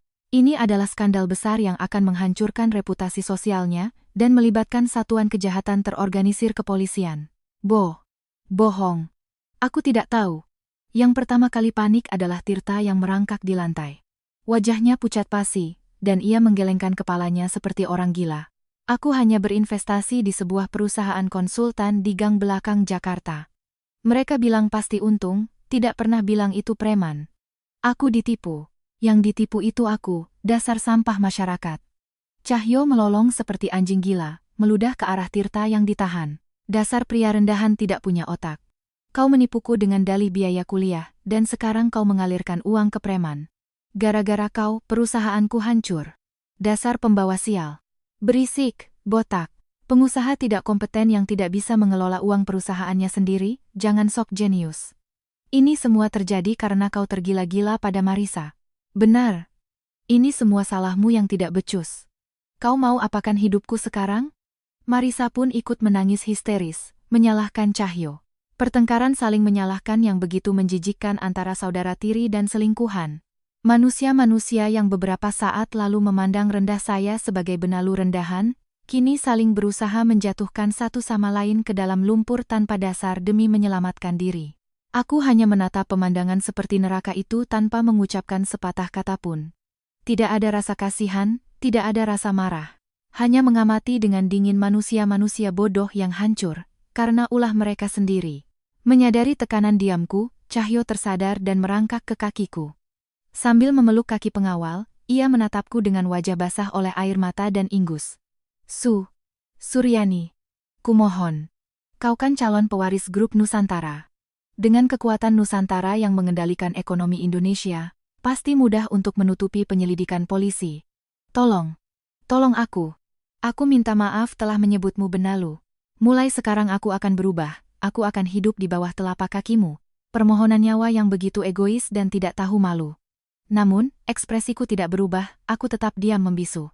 Keheninganku membuat jantung Cahyo berdebar kencang, napasnya sesak. Kenapa kau diam saja? Katakan sesuatu. Buang-buang waktu. Satu kalimat yang keluar dari mulutku sedingin badai salju di kutub utara. Kenapa aku harus melakukan hal yang tidak berguna seperti itu? Polisi dari Satuan Kejahatan Terorganisir, yang memberikan bukti anonim tentang pembukuan rahasia perusahaanmu dan rute dana tirta ke perusahaan cangkang itu, tidak lain adalah aku sendiri. Apa? Gerakan Cahyo berhenti total. Kenapa kau terkejut? Bukankah sudah kukatakan bahwa Budi melakukan investigasi rahasia atas perintahku? Sejak setahun yang lalu, aku sudah tahu kalian menggelapkan uang perusahaan, dan aku juga tahu Tirta menjadi host. Semua itu sudah dalam genggamanku. Setahun yang lalu? Kalau begitu, kenapa kau tidak menghentikanku saat itu? Kalau kau menghentikanku, tidak akan jadi sebesar ini? Di mana kewajibanku untuk menghentikanmu? Aku memotong kata-kata Cahyo dengan dingin. Setiap hari kau menghinaku sebagai wanita rendahan lulusan SMP yang tidak berguna. Sementara kau setiap malam menikmati makan malam mewah bersama Marisa di Hotel Bintang 5 dan berselingkuh di belakangmu, aku terus menganalisis data pembukuan rahasia yang dikirim oleh Budi dan mengumpulkan bukti sempurna agar kalian tidak bisa lari. Pria yang memandang rendahku sebagai wanita bodoh. Namun, kenyataannya bukanlah dia yang menipuku, melainkan akulah yang membiarkannya berenang di dalam sangkar burung raksasa, menunggu saat yang tepat untuk menjatuhkannya dari tempat tertinggi.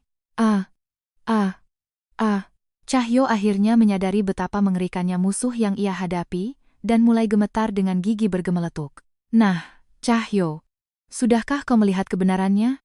Kau bukanlah seorang pengusaha jenius. Kau hanyalah sebuah boneka konyol yang menari di atas telapak tangan grup Nusantara. Saat aku mengatakan itu, Budi yang berdiri di sampingku tersenyum dingin dan angkat bicara. Baiklah, mantan Presdir Cahyo. Polisi akan tiba dalam beberapa menit lagi. Tapi sebelum itu, ada satu fakta terbesar yang harus Anda selesaikan. Fakta terbesar? Masih ada lagi? Cahyo menatap Budi dengan wajah yang telah kehilangan semua semangat hidup. Budi, dengan mata yang bersinar tajam di balik kacamatanya, memberikan vonis neraka yang bahkan membuat penangkapan polisi terasa ringan bagi Cahyo. Fakta terbesar? Ditangkap polisi dan kehilangan perusahaan? Apa masih ada neraka yang lebih buruk dari ini? Masih merangkak di lantai, Cahyo menatap Budi dengan mata kosong seperti mayat hidup. Seluruh tubuhnya bergetar hebat seolah direndam dalam air es. Jangan bercanda. Tiba-tiba Marisa menjerit. Dia mengayunkan lengannya dengan histeris ke arah para pengawal bertubuh kekar yang mengelilinginya. Keluarkan aku dari sini. Aku hanya ditipu oleh omom tua botak, tidak berguna ini untuk menjadi sekretarisnya. Aku tidak pernah mencintai pria tua yang isinya kosong dan sok ini. Aku korban.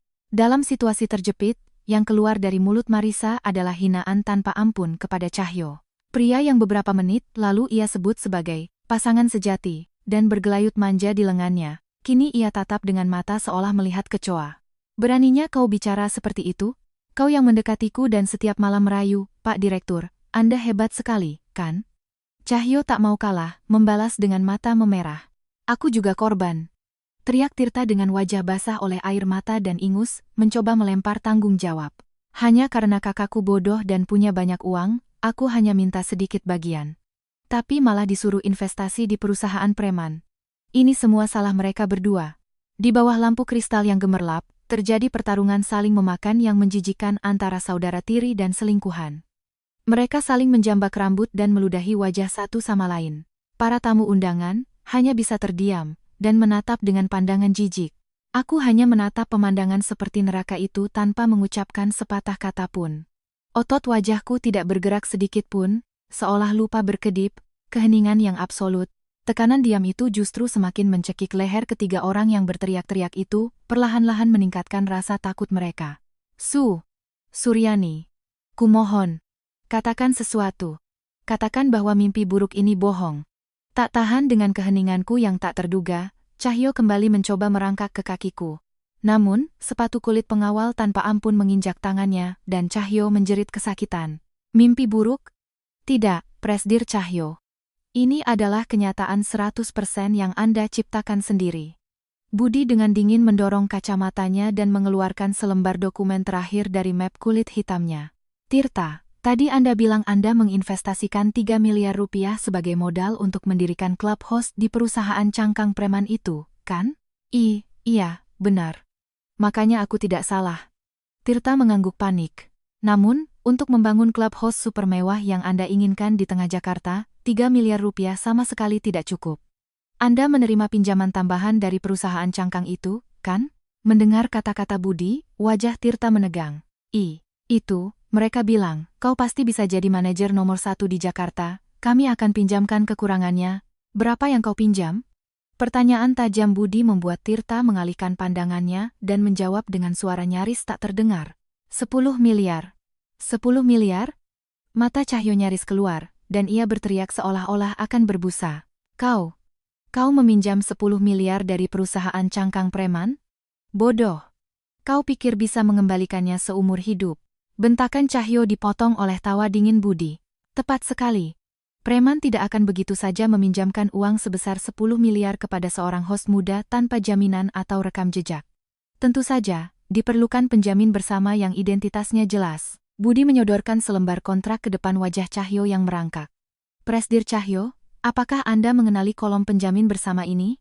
Cahyo dengan mata gemetar menatap dokumen itu. Dan pada saat berikutnya, seluruh semangat hidup hilang dari wajahnya, dan ia membeku seperti patung lilin. Apa ini? Bohong.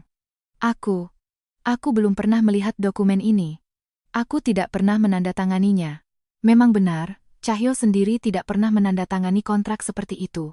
Namun, di kolom penjamin bersama, terdapat tanda tangan yang sangat mirip dengan tulisan tangan Cahyo dan stempel asli Cahyo yang tercetak jelas dengan tinta merah. Yang menandatangani bukan Anda. Budi mengalihkan tatapan kejamnya ke arah Marisa yang mulai gemetar ketakutan. Nona Marisa, saat Presdir Cahyo mabuk dan tidur di kamar hotel, Andalah yang mengambil stempel asli dan kartu identitasnya dari brankas, kan? Dan bersama Tirta, Anda menjadikan Presdir Cahyo sebagai penjamin utang 10 miliar rupiah. Tidak. Marisa menjerit pendek dan menutupi wajahnya dengan kedua tangan. Kalian menjadikan aku kambing hitam utang 10 miliar preman? Cahyo menjadi gila, melolong seperti binatang buas, dan menerjang untuk mencekik leher Marisa.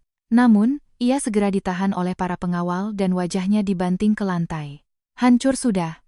Perusahaan dirampas, ditangkap polisi, dan bahkan setelah keluar penjara, akan ditagih utang 10 miliar oleh preman. Hidupku sudah berakhir, Cahyo menangis terseduh-seduh di dasar keputusasaan. Namun, saat itulah aku dengan dingin membuka mulut. Cahyo, fakta terbesar yang Budi katakan bukanlah tentang utang 10 miliar itu. Cahyo mengangkat wajahnya yang basah oleh air mata dan menatapku dengan bingung. Menjadi penjamin utang 10 miliar itu hanyalah bonus kecil dibandingkan dengan kebenaran yang akan kau ketahui. Nona Marisa, aku menatap Marisa yang terduduk di lantai. Dia menatapku dengan ekspresi putus asa seolah-olah baru saja menerima vonis dari malaikat maut. Kau menyembunyikan sebuah kebohongan besar yang membahagiakan dari Cahyo, kan? Dan kau berniat menggunakannya sebagai alasan untuk memeras uang tunjangan bulanan yang sangat besar darinya. Mendengar kata-kata itu, wajah Cahyo kembali berubah drastis. Kebohongan. Jangan-jangan. Marisa, anak yang ada di dalam perutmu itu. Senyum misteriusku menandai dimulainya kehancuran terbesar. Kebohongan? Jangan-jangan. Marisa, anak yang ada di dalam perutmu itu. Suara parau Cahyo menggema hampa di aula pesta yang sunyi senyap. Marisa hamil 3 bulan. Cahyo, dengan air mata berlinang, sangat gembira, mengira bahwa pewaris yang mewarisi DNA jeniusnya akhirnya akan lahir. Alasan utama mengapa ia terburu-buru ingin menceraikanku adalah karena keberadaan anak itu. Tatapan tajam Cahyo menusuk perut Marisa yang terduduk di lantai. Tidak. Wanita tua ini hanya mengada-ada. Marisa dengan wajah tegang mati-matian menggelengkan kepala. Cahyo, percayalah. Anak di dalam perutku ini adalah buah cinta kita. Jangan tertipu oleh hasutan wanita rendahan ini. Marisa berusaha keras untuk menutupi kebohongannya. Namun, Budi yang berdiri di sampingku tanpa ampun merobek selubung kebohongannya. Mengada-ada atau tidak, sains telah membuktikannya. Budi berkata demikian, lalu mengeluarkan sebuah laporan pemeriksaan yang tersegel, rapat dari map kulit hitamnya dan menyodorkannya ke depan wajah Cahyo. Jangan remehkan penyelidikan grup Nusantara kami. Kami telah membandingkan data dari klinik kandungan tempat Nona Marisa memeriksakan diri dengan sampel DNA yang kami ambil secara rahasia dari Tuan Tirta yang sedang bersenang-senang di Jakarta. DNA Tirta? Wajah Cahyo mulai berkedut karena ketakutan. Budi, seperti hakim yang menjatuhkan vonis kejam, dengan tenang membacakan hasilnya. Hasilnya, probabilitas orang tua 99,99%. Ayah dari anak yang ada di dalam kandungan Nona Marisa bukanlah Anda, Presdir Cahyo. Melainkan adik tiri Anda, Tuan Tirta. Hah? Suara bodoh keluar dari mulut Cahyo. Dia perlahan memutar lehernya seperti mesin berkarat. Menatap Tirta yang ditekan ke lantai. Tirta, kau merebut wanitaku, dan bahkan membuatnya hamil? Aku tidak tahu. Tirta berteriak histeris. Si jalang Marisa itu bilang padaku dia minum pil, jadi tidak mungkin hamil. Aku tidak pernah dengar dia hamil. Semua ini ulah wanita itu sendiri. Berisik, dasar hos sampah. Marisa tak mau kalah, menunjukkan sifat aslinya, dan membentak Tirta. Karena penghasilanmu tidak jelas untuk masa depan. Jadi untuk sementara aku membuat si botak bodoh ini percaya anak ini adalah anaknya. Supaya bisa merebut perusahaan dan warisannya. Seharusnya kau berterima kasih, bukan mengeluh. Apa katamu, jalang? Kau menggunakan anakku sebagai alat. Benar. Lagi pula, siapa yang mau melahirkan anak dari om-om bau tanah berumur 48 tahun sepertimu? Kalian berdua hanyalah dompet dan penyedia sperma. Kebenaran yang begitu kejam dan mengerikan. Seorang pria yang hendak menyerahkan perusahaan dan seluruh hartanya kepada wanita yang mengandung anak adiknya sendiri, menanggung utang 10 miliar dari preman, dan hendak mencampakkan istri yang tulus mencintainya dengan sebutan benalu. Reg. Cahyo dengan kedua tangan menjambak rambutnya sendiri dengan sekuat tenaga, menjerit seperti binatang buas, atau mungkin seperti pendosa yang dibakar di dasar neraka. Aku, betapa bodohnya aku. Demi wanita dan adik seperti kotoran ini, aku mempertaruhkan seluruh hidupku. Cahyo menjadi gila, membenturkan kepalanya berulang kali ke lantai marmer. Suara tumpul, buk, menggema di aula, dan dari dahinya, darah segar mulai mengalir. Di bawah lampu kristal yang gemerlap, di samping meja yang penuh dengan hidangan mewah, pria itu benar-benar kehilangan martabatnya dan hancur sebagai badut yang konyol. Aku menatap pemandangan menyedihkan itu tanpa mengalihkan pandangan sedetik pun. Tidak ada rasa kasihan. Hanya dengan keheningan es yang absolut, aku mengamati bagaimana ia jatuh ke dalam neraka yang ia gali sendiri. Keheninganku semakin dalam dan gelap menggerogoti rasa bersalah dan keputusasaan mereka. Tiba-tiba, Cahyo mengangkat wajahnya yang berlumuran darah, dan menatap kakiku memohon. Suryani, aku salah. Aku yang salah semuanya. Aku akan segera putus hubungan dengan wanita gila ini. Hanya kau yang benar-benar mencintaiku. Aku akan bersujud meminta maaf pada ibumu. Jadi, jangan tinggalkan aku. Permohonan nyawa yang memalukan, membuang semua harga diri. Perlahan aku membuka mulut, dengan tenang namun jelas berkata, cinta? Jangan salah paham. Cahyo yang kucintai hanyalah pemuda miskin yang gigih berjuang meraih mimpinya. Kamu yang sekarang, yang kotor karena uang dan keserakahan, hanyalah sampah. Tidak, Suryani. View. Saat itu, dari luar hotel terdengar suara sirine yang memekakkan telinga. Mobil polisi. Satuan kejahatan terorganisir yang dipanggil Budi akhirnya tiba. Polisi. Tirta dan Marisa berteriak putus asa, gemetar ketakutan. Namun, reaksi Cahyo berbeda. Saat mendengar sirine polisi, wajahnya bersinar, dan ia mulai tertawa terbahak-bahak seperti orang gila. Hahaha. Benar. Polisi. Kalau ditangkap polisi, aku bisa masuk penjara. Di dalam penjara, preman tidak bisa menagih utang 10 miliar itu. Nyawaku selamat. Dari ketakutan dan keputusasaan yang ekstrem, Cahyo percaya bahwa ditangkap adalah satu-satunya jalan keluar. Sambil merangkak di lantai, ia mencoba bergerak ke arah pintu, masuk seolah-olah ingin segera ditangkap. Namun, di punggungnya yang menyedihkan itu, untuk pertama kalinya hari ini, aku tersenyum dingin dan misterius. Cahyo, kau benar-benar berpikir aman di dalam penjara. Gerakan Cahyo berhenti total. Perusahaan cangkang yang meminjamkan uang 10 miliar kepada Marisa dan Tirta, beberapa hari yang lalu digerebek polisi dan bangkrut. Jadi, utangku lunas? Tidak. Seluruh surat utang mereka telah dibeli dengan harga murah oleh divisi penagihan utang dari sebuah grup perusahaan raksasa. Secara legal, dengan cara yang sempurna tanpa ada celah untuk lari. Aku menatap lurus ke wajah Cahyo yang membeku, dan memberikan vonis keputusasaan terakhir dan terbesar. Mau kuberitahu siapa penagih utang 10 miliar barumu? Napas Cahyo benar-benar berhenti. Penagih utang 10 miliar barumu tidak lain adalah grup Nusantara kami. Kata-kata yang keluar dari mulutku itu menggema dingin di aula pesta raksasa yang sunyi senyap. Grup Nusantara yang menagih utangku? Cahyo membeku seperti patung dengan mata terbelalak. Surat utang 10 miliar rupiah yang dipegang oleh perusahaan cangkang preman, kini telah dibeli secara legal dan tanpa celah oleh divisi penagihan utang dari konglomerat Nusantara yang menduduki puncak ekonomi Indonesia.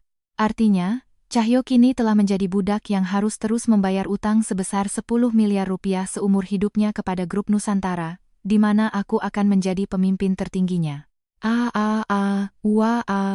Menyadari segalanya, dari mulut Cahyo keluar jeritan yang bukan lagi seperti jeritan manusia. Dia berguling-guling di lantai dengan gila, mulutnya berbusa, sambil berteriak-teriak kepadaku.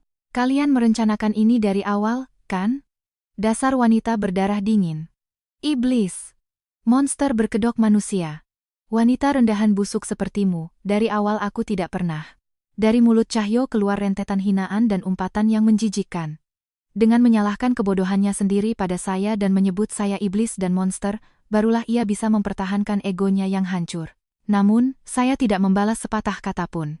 Hanya dengan mata sedingin es, saya menatap pria yang berguling-guling di lantai itu seolah-olah mengamati serangga.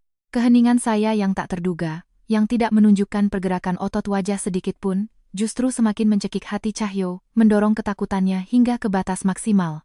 Katakan sesuatu, dasar wanita psikopat tanpa hati. Siapa yang kau sebut iblis? Pada saat itu, dari pintu masuk aula terdengar suara yang tegas, namun penuh wibawa.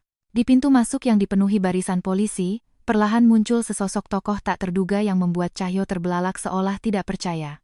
Yang berdiri di sana adalah seorang wanita tua anggun yang mengenakan kimono tenun Nishijin kualitas terbaik, rambut putihnya disanggul dengan elegan. Di belakangnya, bahkan para petinggi kepolisian pun berdiri tegak lurus mengikutinya.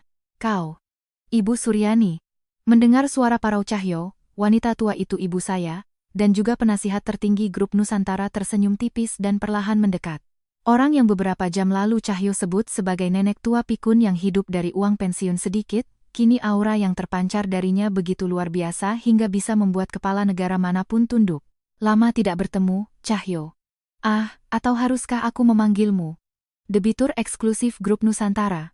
Mendengar kata-kata ibu saya yang tenang, namun setajam silet, Cahyo menjerit pendek dan mundur. Bohong. Nenek tua miskin yang tinggal di apartemen bobrok dan mencari diskonan di supermarket, masa jadi pimpinan grup Nusantara? Sudah kukatakan, aku berpura-pura menjadi wanita tua miskin untuk menguji karakter pria yang akan menjadi pasangan putriku. Ibu saya menatap Cahyo yang merangkak di lantai dengan pandangan dingin. Cahyo, kau menyebut putriku benalu dan memperlakukanku seperti sampah. Dan lebih parahnya lagi, kau menggunakan perusahaan yang kami pinjamkan padamu untuk memperkaya diri dan bahkan mengalirkan dana ke preman. Balasannya, akan kami peras sampai ke tulang sumsumu. Ibu saya menutup kipasnya dengan bunyi klik dan menjatuhkan vonis mati. Utang 10 miliar rupiahmu, kami tidak akan membiarkanmu bangkrut. Kau akan masuk penjara, tapi upah kerjamu di dalam penjara, dan semua uang yang kau hasilkan setelah keluar, akan terus kami sita dengan bunga maksimal yang diizinkan hukum sampai kau mati. Kau adalah budak yang akan bekerja untuk kami seumur hidup. Budak, seumur hidup, seluruh semangat hidup hilang dari wajah Cahyo. Pengambilalihan perusahaan, pengkhianatan selingkuhan dan adik, penangkapan polisi, dan neraka utang seumur hidup dari grup Nusantara. Balasan yang puluhan ribu kali lebih dahsyat dari perlakuan yang hendak ia berikan padaku, kini menimpanya. Tolong. Siapapun tolong aku.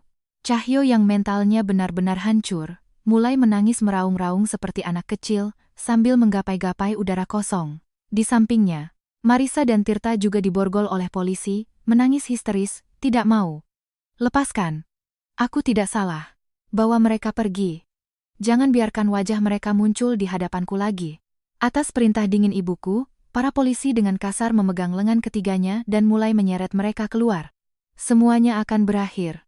Semua orang di aula mengira demikian dan hendak menghela napas lega. Saat itulah. Tunggu. Suara tenangku kembali membuat suasana aula menjadi tegang. Suryani? Cahyo, yang diborgol dan hendak diseret, menoleh ke arahku dengan mata memohon. Mungkinkah dia akan memaafkanku? Sedikit cahaya harapan muncul di matanya. Perlahan aku berjalan ke depan Cahyo, mengeluarkan sebuah kotak beludru hitam kecil dari tanganku. Cahyo, sebelum kau masuk ke sel penjara yang dingin, aku akan memberimu satu hadiah terakhir yang terbaik. Hadiah? Saat aku perlahan membuka tutup kotak itu, melihat isinya, wajah Cahyo berubah menjadi sangat putus asa, dan ia pingsan di tempat dengan mulut berbusa. Biur. Hah. Uhuk. Diguyur seember air es oleh seorang pengawal bertubuh kekar, Cahyo tersadar dengan batuk-batuk yang memalukan. Wajahnya basah oleh air dan ingus, tubuhnya kejang-kejang di lantai marmer, seperti ikan laut dalam yang terdampar dan menyedihkan. Cahyo, dengan tubuh gemetar, mencoba memalingkan muka dari kotak beludru hitam kecil di tanganku. Namun, seorang pengawal memegang bagian belakang kepalanya dan memaksanya untuk menatap isi kotak itu. Di dalam kotak itu ada sebuah flash disk seukuran ibu jari yang tampak biasa dan selembar kertas yang terlipat kecil. Suryani, itu, kenapa kau memilikinya? Suara Cahyo benar-benar parau karena ketakutan. Wajar saja. Benda itu adalah sesuatu yang paling ia banggakan sebagai bukti kejeniusan otaknya, faktor utama yang mendorong perusahaannya menjadi perusahaan dengan omzet 500 miliar rupiah setahun, data master dari sistem pencocokan berbasis AI generasi berikutnya, produk andalan perusahaannya. Aku tidak menunjukkan ekspresi apapun, hanya menatap Cahyo dengan tatapan sedingin es dan tetap diam. Keheninganku membuat harga diri Cahyo yang kecil retak dan hancur.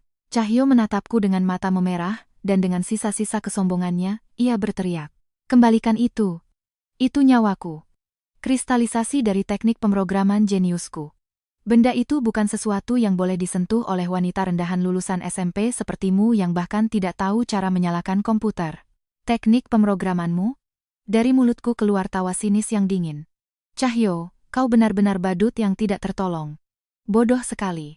Aku mengeluarkan kertas yang terlipat dari kotak itu dan membentangkannya di depan mata Cahyo. Itu adalah salinan sertifikat pendaftaran hak paten resmi yang dikeluarkan oleh Direktorat Jenderal Kekayaan Intelektual. Lihat baik-baik, Cahyo.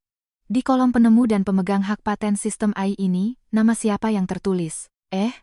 Cahyo dengan mata gemetar menelusuri tulisan di dokumen itu. Dan saat ia mengenali tulisan yang terukir di sana, dari tenggorokannya keluar suara desisan udara. Penemu, Suryani Adiwijaya. Pemegang hak paten. Nusantara Group Holdings. Apa? Kenapa? Kenapa nama Suryani? Bohong. Sistem ini aku yang. Kau yang begadang berhari-hari di klub malam dan tempat judi, kan? Kata-kataku yang setajam bilah es, tanpa ampun memotong alibi Cahyo. Saat kau mabuk dan mendengkur di apartemen bobrok kita, akulah yang sendirian menulis kode sumbernya. Aku yang mengambil jurusan teknik informatika bersamaan dengan MBA di Harvard. Kau yang bahkan tidak bisa membaca bahasa Inggris atau menggunakan fungsi Excel sederhana, mana mungkin bisa membuat algoritma AI terbaik di dunia.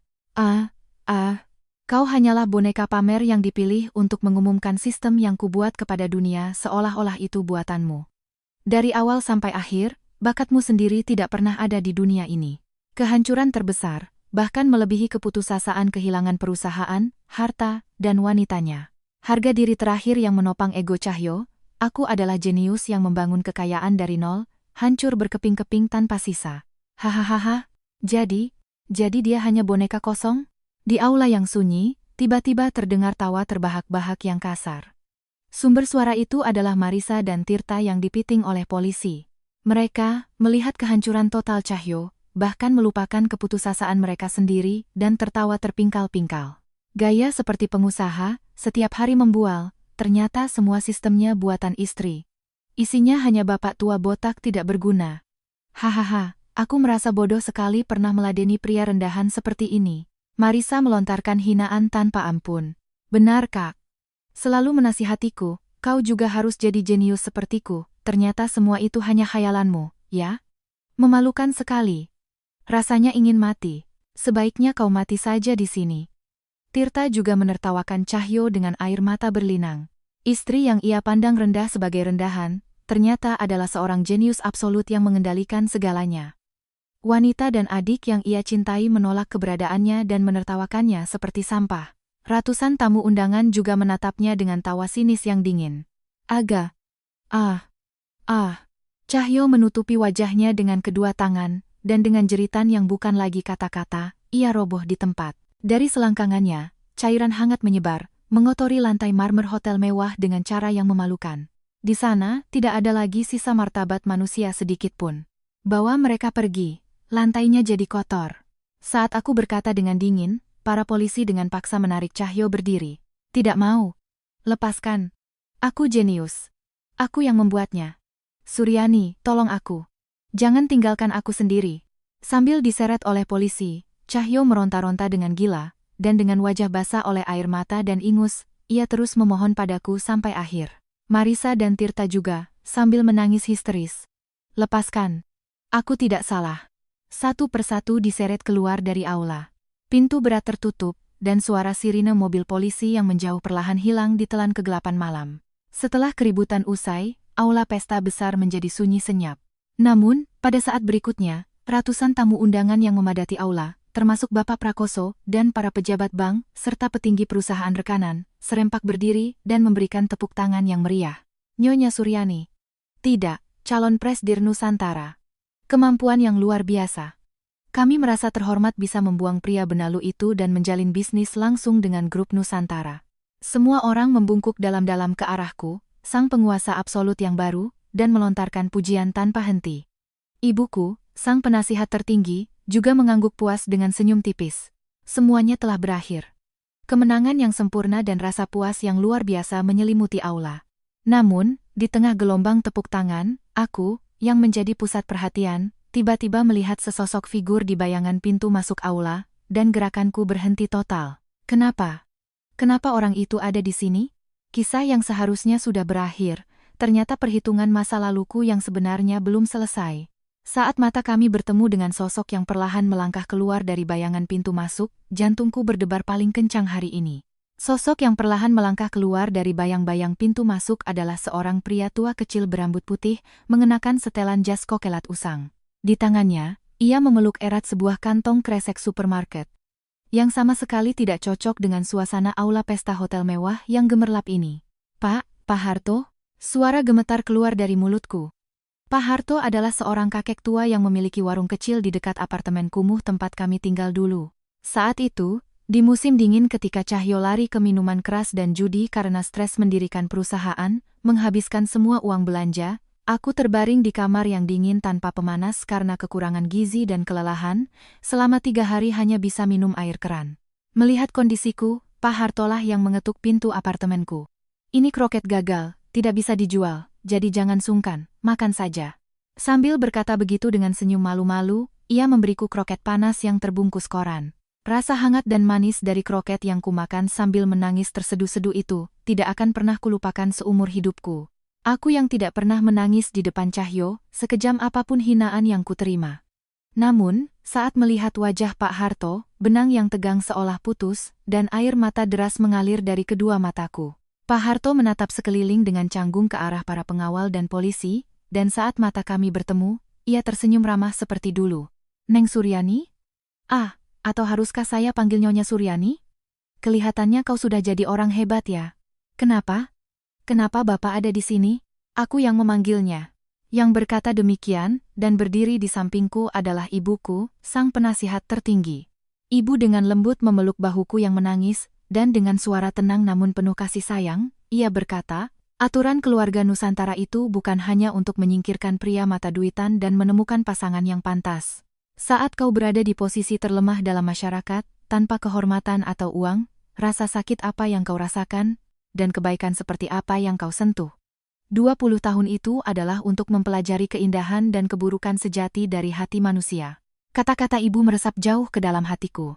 20 tahunku bukanlah waktu yang sia-sia, hanya ditipu oleh pria bernama Cahyo dan disebut Benalu. Karena aku tahu penderitaan di tingkat paling bawah, aku bisa mengetahui nilai dari kebaikan sejati tanpa pamrih seperti yang ditunjukkan oleh Pak Harto. Pak Harto mengeluarkan sebuah kotak plastik yang masih hangat dari kantong kresek yang dibawanya. Sebelum masuk berita di TV, ibumu sudah cerita semuanya. Syukurlah kau bisa lepas dari suami tidak berguna itu. Hari ini kan hari baru untuk Neng Suryani, jadi Bapak bawakan kroket buatan sendiri untuk merayakannya. Mungkin tidak cocok di tempat mewah seperti ini, sih. Tidak. Sama sekali tidak. Terima kasih, Pak Harto. Perasaan dingin sedingin es yang kutujukan pada Cahyo telah mencair sepenuhnya, dan hatiku dipenuhi oleh cahaya hangat. Di hadapan ratusan tamu undangan, aku menerima kotak itu dari Pak Harto dan langsung menggigit satu kroket di tempat. Enak, jauh lebih enak dari hidangan mewah manapun di dunia. Melihat senyumku yang bercampur air mata, semua orang di aula, termasuk Bapak Prakoso, mulai bertepuk tangan dengan hangat. Tepuk tangan itu perlahan menjadi semakin keras, dan akhirnya menjadi sorak-sorai yang meriah, menyelimuti kami dengan lembut. Setahun kemudian, saya diangkat menjadi Presiden Direktur Grup Nusantara, dan secara resmi meluncurkan sistem pencocokan berbasis AI generasi berikutnya ke seluruh dunia. Sistem itu dalam sekejap diadopsi oleh perusahaan-perusahaan di seluruh dunia, dan Grup Nusantara mencetak laba tertinggi dalam sejarah, mencapai lompatan besar lebih lanjut. Sementara itu, Cahyo dan komplotannya merasakan keputusasaan di dasar neraka. Cahyo dijatuhi hukuman penjara atas kejahatan penggelapan dana perusahaan dan penipuan, dan kini setiap hari menjalani kerja paksa yang berat di dalam penjara. Tentu saja, upah kerjanya yang sedikit itu seluruhnya disita untuk membayar utang 10 miliar rupiah kepada Grup Nusantara. Jumlah itu tidak akan bisa ia lunasi seumur hidupnya. Ia ditakdirkan untuk hidup selamanya di dalam dinding dingin, dihantui oleh bayangan istri jenius yang ia kampakkan. Marisa dan Tirta juga ditangkap sebagai kaki tangan penipuan. Kudengar, anak yang ada di dalam kandungan Marisa keguguran karena stres dan ketakutan saat ditangkap.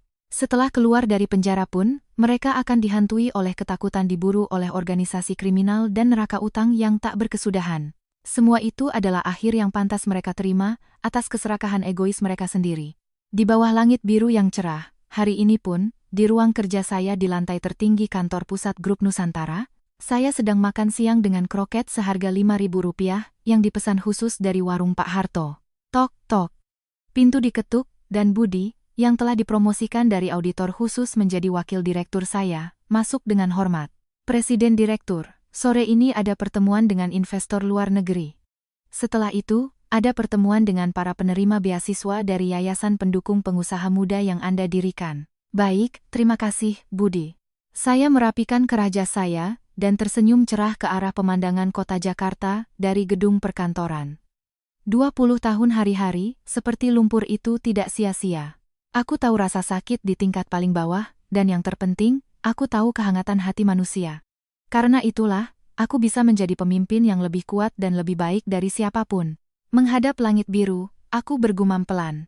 Baiklah, kehidupanku yang sebenarnya dimulai hari ini, dari sini.